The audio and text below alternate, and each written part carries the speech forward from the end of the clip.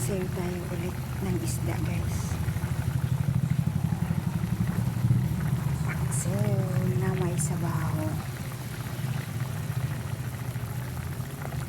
Luya. Lagyan natin ng talong.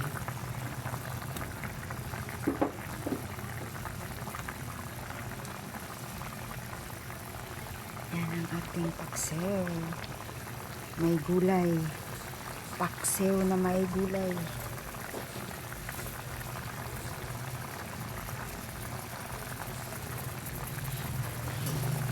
Lagyan natin ng sabaw para maluto ang isda. Konting asin.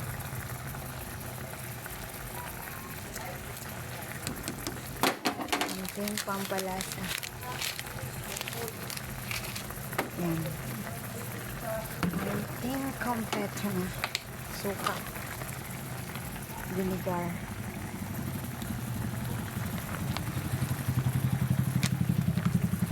Konti lang. Kasi ayaw ko ng maasim.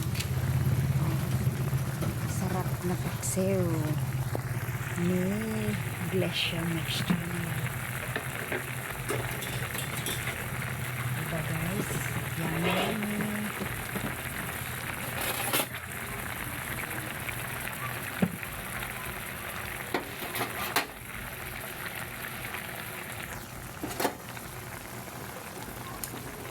Gusto ko kasi may talong para may pang-ulam din.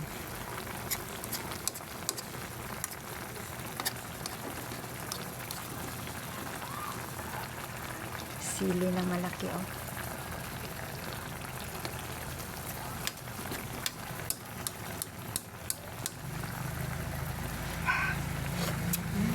Sarap.